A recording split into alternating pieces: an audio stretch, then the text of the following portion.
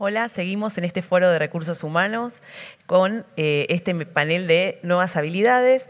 Hoy vamos a estar entregando el premio, en realidad UCEMA lo va a estar entregando, el premio al CHRO 2022 al líder de recursos humanos del año. Pero bueno, en este momento seguimos con este panel de nuevas habilidades. Tengo el agrado de presentar a Luisa Lerno, director de BPO Aura en Argentina, Cristina Autorino, presidenta de Idea Joven, Gustavo Aguilera, director de Talent Solutions and People and Culture de Manpower Group Argentina, y tenemos por Zoom a Daniel Colombo, especialista en recursos humanos. Bienvenidos. Gracias. Hola, Gracias por la invitación.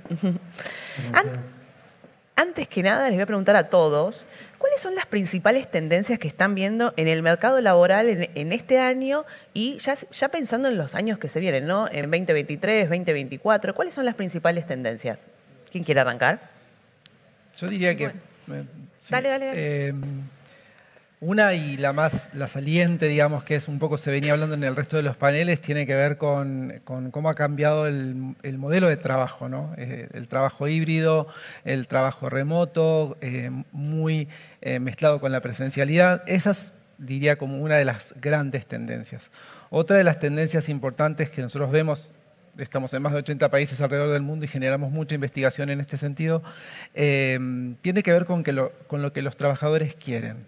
Se ha cambiado la ecuación en términos de cómo funciona esta manera de relacionarse trabajadores y empleados, ¿no? Hoy el mundo del trabajo está cambiando muchísimo porque se está privilegiando esto que los trabajadores hoy están buscando en el mundo del trabajo. Más flexibilidad, la cultura importa en las organizaciones. Esto empieza a cambiar la ecuación. Antes los empleadores definíamos mucho más el modelo de trabajo. Hoy, después de la pandemia, esto ha cambiado fuertemente, ¿no? Esta es otra de las grandes tendencias.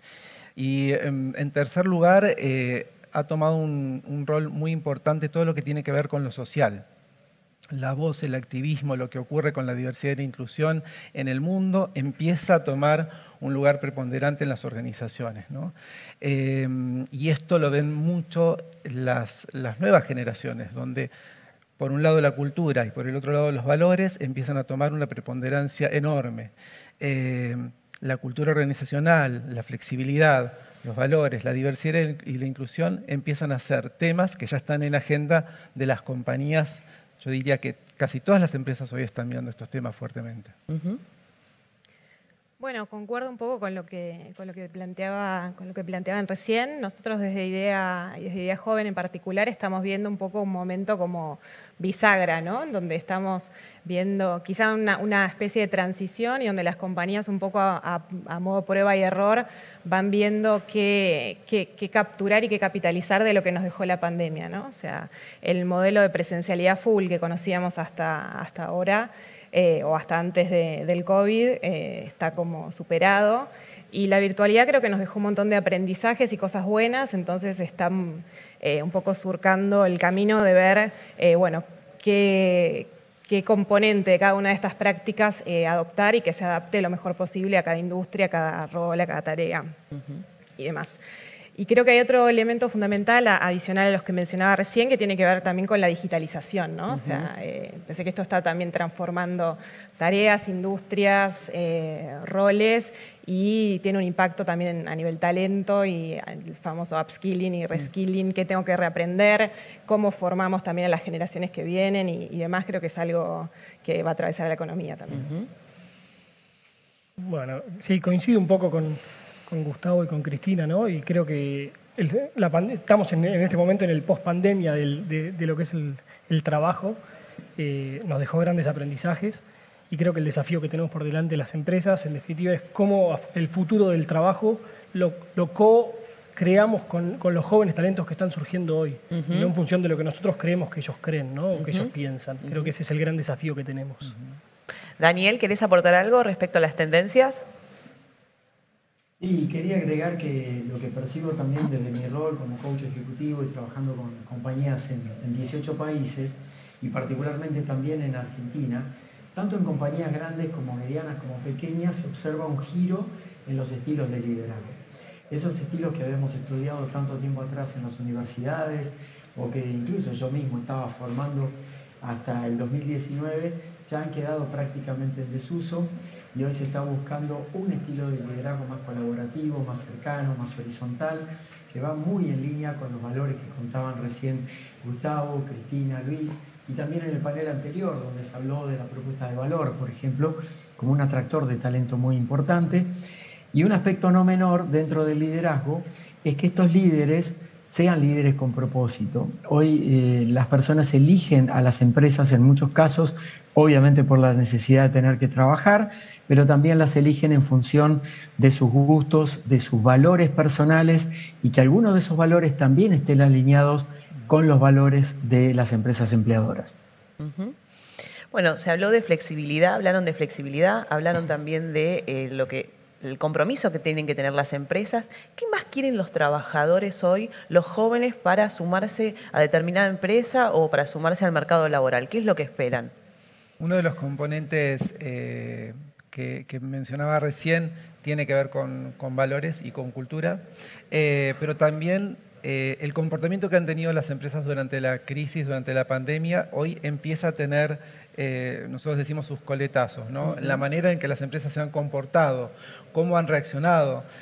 También se habla de un reinicio de las compañías. ¿Por qué un reinicio? Porque lo que ha ocurrido es que las empresas han aprendido, han reaprendido y algunas han capitalizado muy bien y rápidamente, incorporando tecnología, trabajando en el liderazgo en el talento de su compañía, de sus empresas, y las nuevas generaciones están mirando esto. O sea, de la manera en que nos hemos comportado, hoy hay resultados.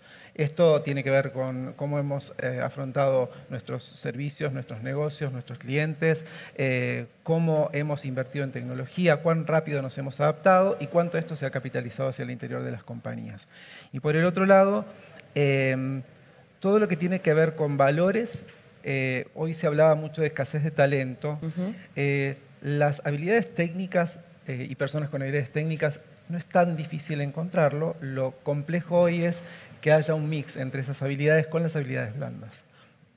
¿Qué significa esto? Que hoy se requiere gente que tenga mucha más flexibilidad, que tenga un espíritu colaborativo, que tenga creatividad, que tenga flexibilidad para poder adaptarse a diferentes modelos de trabajo y además que tenga flexibilidad para adaptarse a diferentes desafíos que las compañías hoy están generando porque ha cambiado el modelo de trabajo.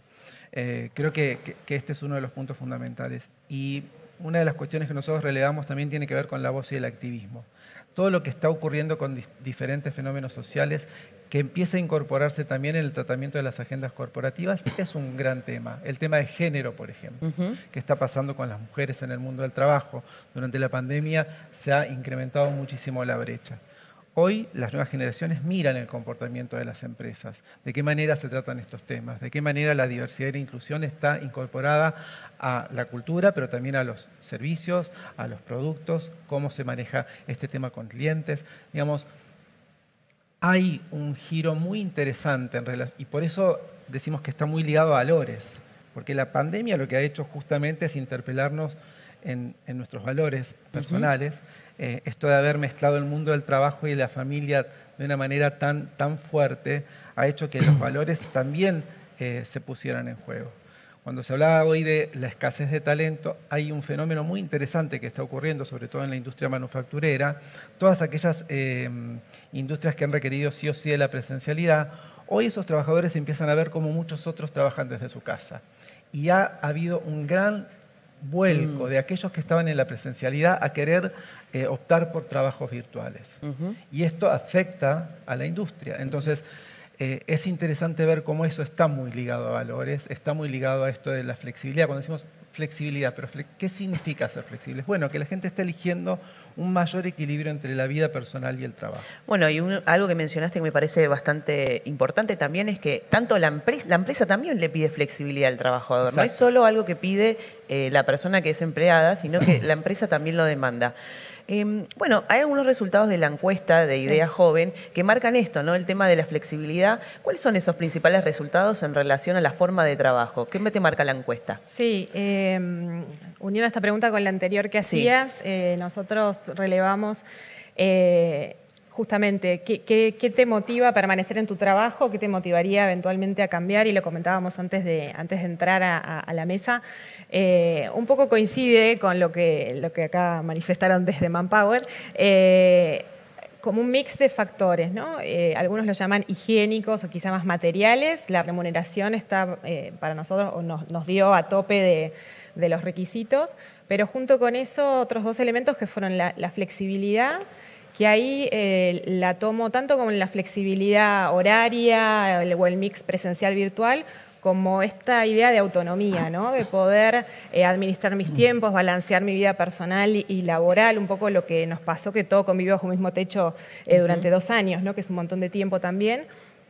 Y un tercer elemento que tiene que ver con priorizar proyectos, ¿no? O sea, el creer, adherir un propósito, creer a la compañía o la propuesta de valor de la compañía en la que estoy o que me está invitando a sumarme a sus equipos, pasa mucho por ahí, ¿no? Como esa adhesión de esto que decía recién, ¿no? De valores, de compartir el propósito y que sea algo que me permita potenciar mi desarrollo personal y profesional, ¿no? Es como un mix de factores como intangibles y más tangibles y más quizá en el contexto que nos toca vivir también, ¿no?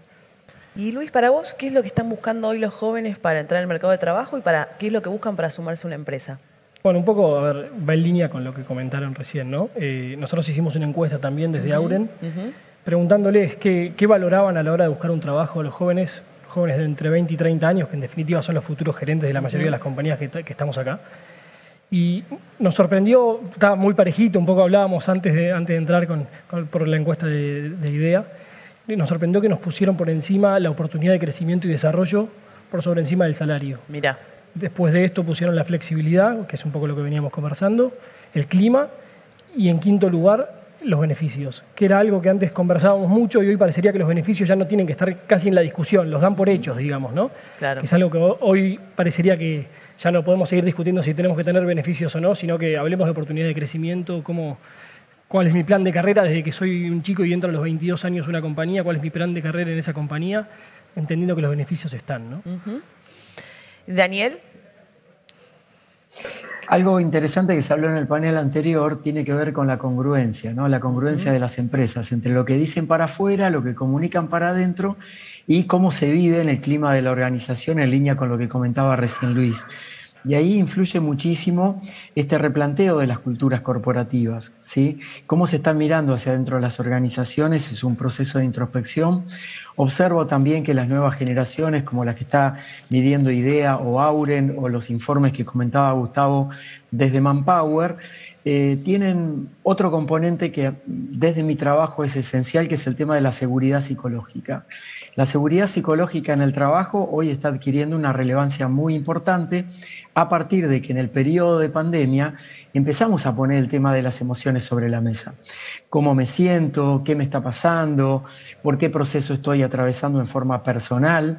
Temas que antes eran casi considerados tabú dentro de las compañías, están volcados en lo que yo llamo, y de hecho tengo un libro sobre eso que se llama Innovación Emocional, que es cómo traer la innovación desde el punto de vista de la inteligencia emocional y ponerla sobre la mesa porque somos seres emocionales. Y esta seguridad psicológica de la que hablaba tiene mucho que ver con el proceso de cómo los líderes y toda la cadena de mando, digamos, y de dirección de las empresas contienen, ayudan, acompañan, alientan y motivan permanentemente. Para todo esto, por supuesto, en los niveles de liderazgo se trabaja mucho la inteligencia adaptativa, que es la inteligencia que nos permite ir moldeándonos a las nuevas circunstancias y capitalizando muy rápidamente los aprendizajes que vamos haciendo. Daniel, y te hago una consulta. ¿Qué serían las Power Skills, que se habla tan constantemente de eso y todavía no queda del todo claro, por lo menos para el común de la gente, ¿no? Claro, recién hablábamos aquí en la mesa sobre habilidades blandas y hay un concepto relativamente nuevo que se ha incorporado para reemplazar esto de blandas en las habilidades, porque mucha gente piensa que blandas es débil, habilidad es débil y como tales, a veces en algunas organizaciones se las deja un poco de lado. Como muy bien señalaban aquí en la mesa, hoy el 50% de las, creo que Gustavo lo dijo, el 50% de las competencias técnicas siguen siendo fundamentales, pero el otro 50%, por poner un porcentaje, pero es aproximadamente así a nivel global, son las habilidades blandas. Por eso se le llaman power skills a las competencias del trabajo en equipo. Por ejemplo, una persona que trabaje solamente en forma solitaria, hoy realmente se le están acotando mucho las oportunidades de trabajo, la comunicación efectiva, la oportunidad de poder presentar las ideas claramente, de poder redactar correctamente un informe. Esas habilidades se le llaman hoy power skill, habilidades de empoderamiento. Y lo conecto con algo que comentó Cristina, que es muy interesante, que es las nuevas generaciones que se están insertando en el mundo laboral o quieren crecer dentro de las organizaciones, quieren sentirse empoderadas y con cierta autonomía. Te diría como intrapreneurs, ¿sí? Intraemprendedores dentro de las compañías. Por lo tanto, el modelo de liderazgo necesita también alentar a estas power skills para permitir despertar el potencial que tiene cada persona mucho más ágilmente. Ujú. Cristina, dentro de la encuesta esta de IDEA había un apartado que hablaba sobre liderazgo, ¿no? Sí. Y le preguntaba a los jóvenes si asumirían esa posición y qué los motiva. ¿Cuáles son esos principales resultados que dio la encuesta? Sí, esa pregunta en particular la verdad que es muy rica y queda como para seguir profundizando. Pero un poco lo que pasamos en limpio de ahí es que solo un cuarto, un poco menos de un cuarto de la muestra o de los participantes dijeron que les interesaba asumir una posición de liderazgo de personas por una razón de digamos, vocacional, digamos, de decir, bueno, es una etapa de crecimiento y me encantaría ayudar a desarrollar, digamos, talentos que me sucedan. El resto, un poco lo que veíamos es una porción muy chica que directamente no le interesaba asumir posiciones de liderazgo y después el resto un universo que sí, pero quizás está por una cuestión o que habría que indagar un poco más, pero casi inercial quizá, ¿no? Que hoy es la forma que las empresas te proponen de crecimiento, ¿no? Entonces, ahí creo que un poco lo que debatíamos en el equipo, ¿no? Tiene que ver con decir, bueno, ¿qué otra forma? O sea, no todos somos buenos jefes, además de buenos talentos técnicos o especialistas. Entonces, digo, y las empresas no está claro que siempre tengan una alternativa de cómo retener o premiar, sobre todo, más que retener, a esas personas que hacen bien su trabajo, que aportan un valor, pero quizá no son buenos gestionando y contribuyendo al desarrollo del resto de las personas, ¿no?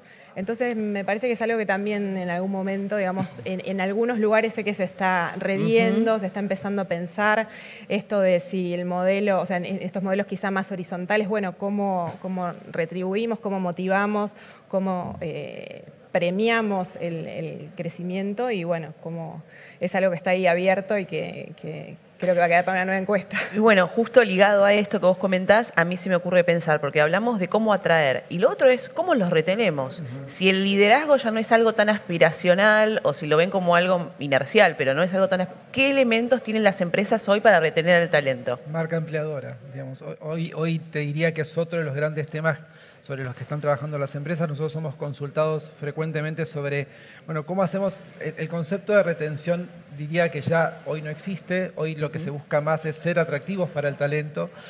Por eso hay que trabajar fuertemente en lo que es marca empleadora, de la manera en que mostramos cómo es la cultura de nuestra compañía. Eso se ve a través de nuestros productos, servicios, la interacción con nuestros clientes y el clima laboral que generamos en los ambientes de trabajo.